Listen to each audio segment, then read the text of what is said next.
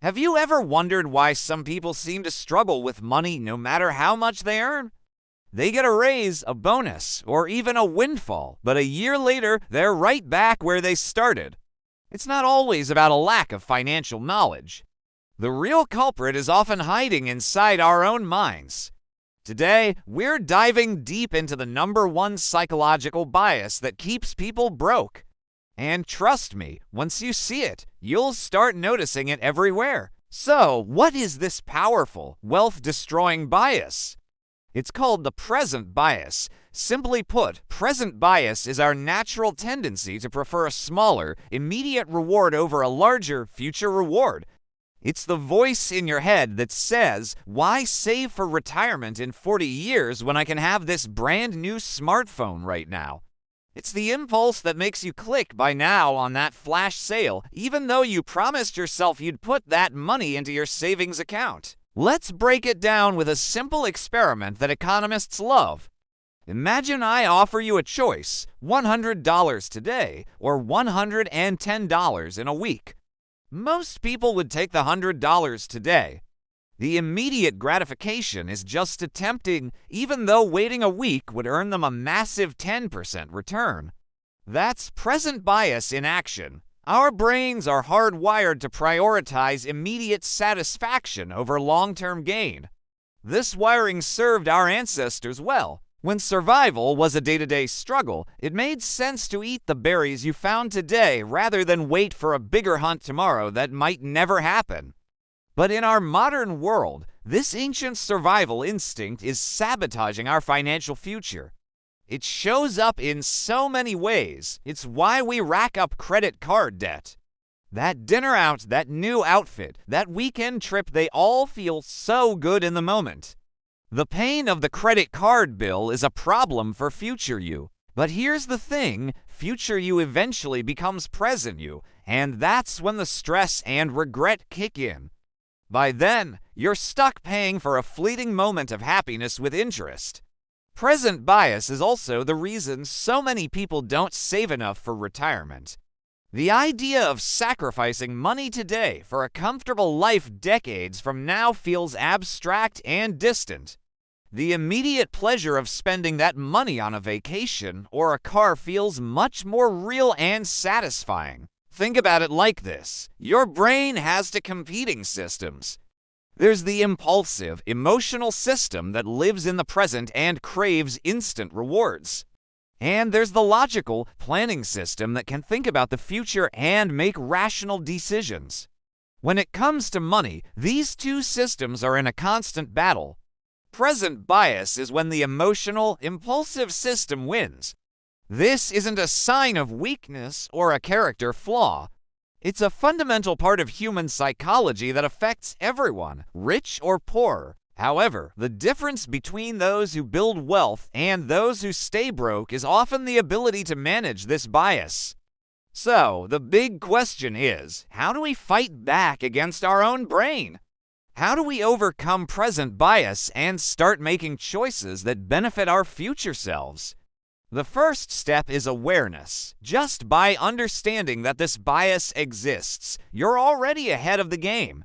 You can start to question your own impulses. When you feel that urge to make an impulsive purchase, pause and ask yourself, is this my logical brain talking, or is it my present bias? But awareness alone isn't enough. We need to create systems that make it easier for our future-focused, logical brain to win. One of the most powerful tools against present bias is automation. Set up automatic transfers from your checking account to your savings and investment accounts the day you get paid. This is a classic pay-yourself-first strategy. By making it automatic, you remove the choice. The money is gone before you even have a chance to feel the temptation to spend it. Your impulsive brain can't spend what it never sees. This one simple habit can be the difference between retiring with a comfortable nest egg and struggling in your later years. Another powerful technique is to make future rewards feel more tangible and immediate. Don't just save for retirement. Give that goal a name and a face. Create a vision board with pictures of the life you want in retirement. Maybe it's a house by the beach, traveling the world, or spending time with grandkids. When you visualize the future in a vivid, emotional way, it makes the long-term goal feel more real and more exciting. This gives your logical brain the emotional fuel it needs to compete with the instant gratification of spending today.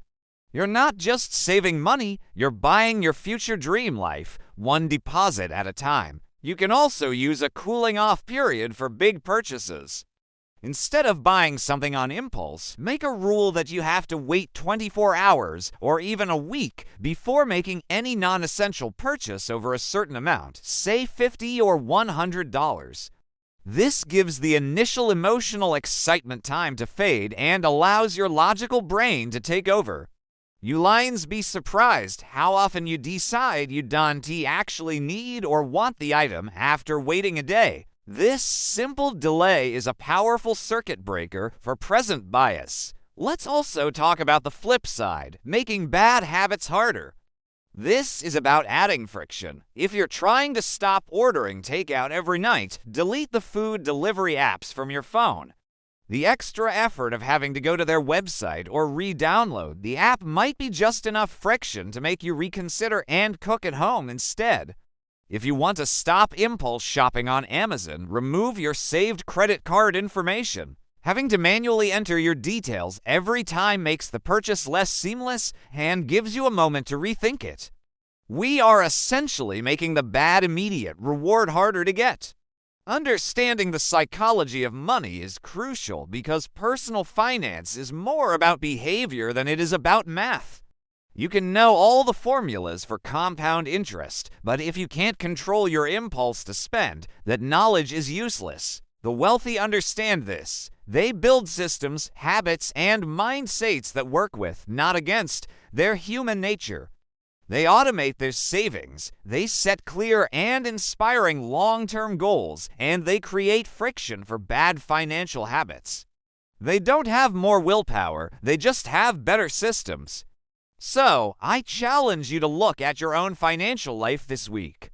Where is present bias showing up? Is it in the daily coffee you buy instead of brewing at home? Is it the subscription services you barely use but haven't canceled?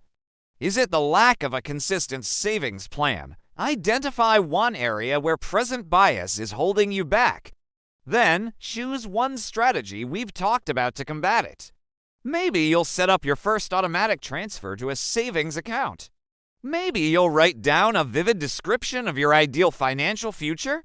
Or maybe you'll just start with a 24-hour waiting period on your next online purchase. Small changes, when applied consistently, create massive results over time.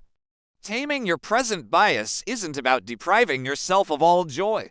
It's about making a conscious choice to trade a little bit of fleeting, short-term pleasure for a future filled with genuine freedom, security, and opportunity. It's about finally aligning your daily actions with your long-term dreams. You are not destined to be broke. You just need to understand the psychology that has been working against you and build a better system to support your future self. Thanks for watching. If you found this helpful, hit that like button and subscribe for more insights into the psychology of money. Let me know in the comments which strategy you're going to try first. See you in the next video.